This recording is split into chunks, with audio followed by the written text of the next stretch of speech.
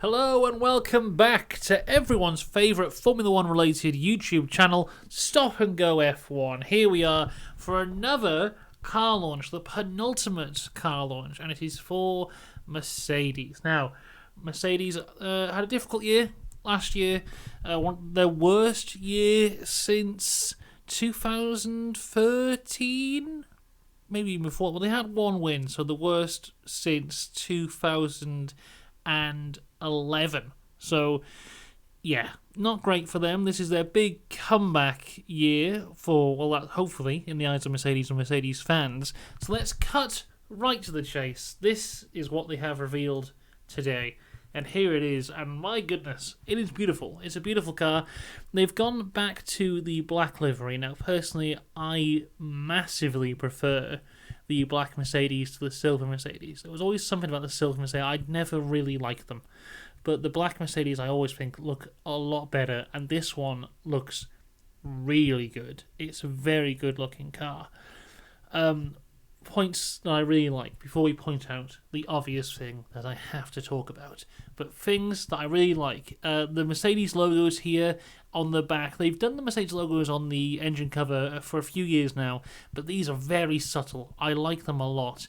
And I thought, when this was first released, they've taken away the red one for Niki Lauda, but it is actually here, just above the cockpit. So the Niki Lauda Mercedes logo is still there, so that's very good. Other things I like. The numbers are huge and they're fluorescent and they're different colours for different drivers. So yellow for Lewis and green for George. Great. I don't know why every team doesn't do that. Also, the wheel brows have the yellow for George and they'll have the green for Lewis. I thought originally that the wheel bolts here were different for both drivers, but it looks like is that a yellow maybe? It looks more like a green, so I think they're just green. But yeah, the wheel nuts themselves look very good. I like that they've done something different there. Now, let's talk about the thing I have to talk about in every single car launch, which is weight saving. The number one thing that we're talking about this year. I thought the number one thing we were talking about this year would be side pods, but no, it is weight saving. And the benefit of going to a black car is that you can save a lot of weight by just not painting the car. And if you look closely, you can actually see just a big old line down here. And everything above the line is painted, and everything below the line is not. So all down here is carbon fibre, and all up here is paint. Even to the point that the front wing is carbon fibre, back wing, carbon fibre. It's just carbon fibre everywhere. Unbelievable. So Mercedes are saving a load of weight on this car here. So I think they are now the biggest culprits for weight saving. Before, I think it was shared between Haas and McLaren, but I think Mercedes have taken the cake here. They are saving everywhere. Even here, on this bit. Unbelievable. Also, if we look from the front here, this render is nowhere near the same as the actual car. We'll get to that in a bit. Let's talk about side pods. Now, famously, Mercedes launched their no pods last year, where this fully just went in. There was just nothing here. They've kind of evolved that design. There is more of a side pod. There still isn't to the same extent as, well, especially the Ferrari, which is massive, but they're not near the Red Bull. It's not like a 0 pod, it's like a 0.7 pod. Now, it does come out a little bit more here, but still smaller than everybody else's.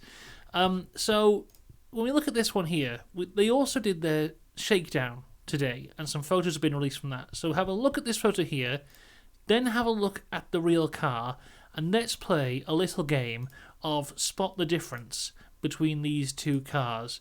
Firstly, you can see the rear wing is massive, it's huge in comparison, but the main point I'm getting from this is look at these behind the halo.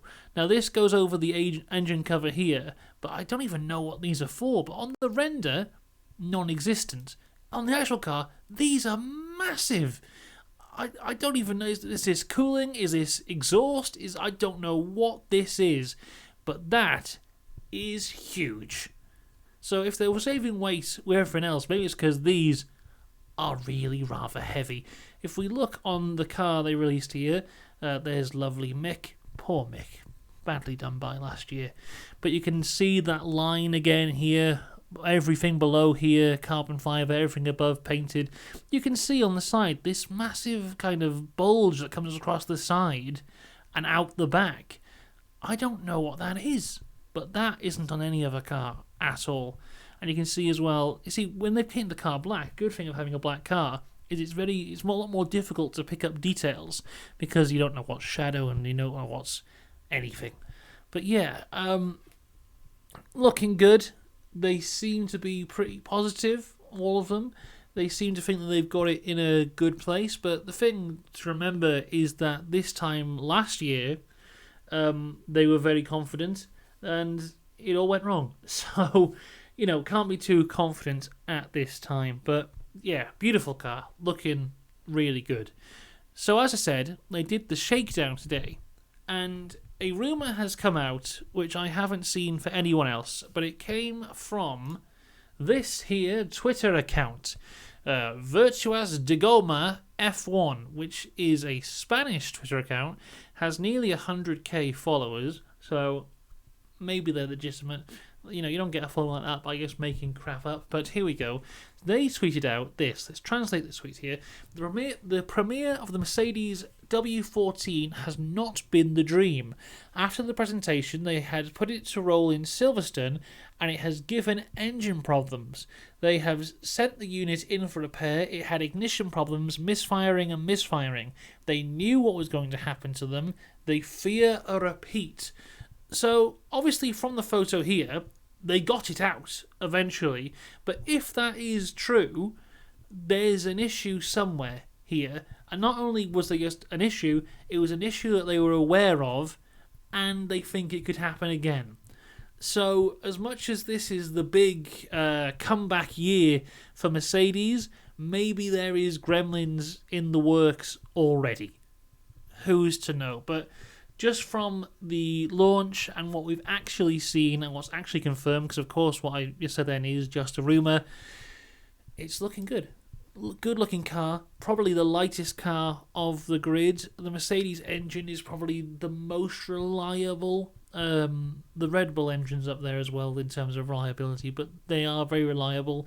Towards the end of last year, they were really getting into a good position. I think they were solidly the third best car all last year, but I think towards the end of last year they were much closer to Ferrari in terms of second place. I mean, there was a point towards the end of last year where Mercedes could have realistically finished second if Ferrari had really messed it up. But there you go. That is Mercedes for this year. Could it be a three-way fight for the title? From an entertainment point of view, I think that's what everybody wants. Is that realistic? I don't know. Speaking as someone who is a fan of Max Verstappen, watching the launch this morning from Mercedes, I did not get the same fear that I did when I watched the Ferrari launch yesterday. But Mercedes certainly do seem to be in a better position at the moment than they were last year. So let's wait and see what can happen.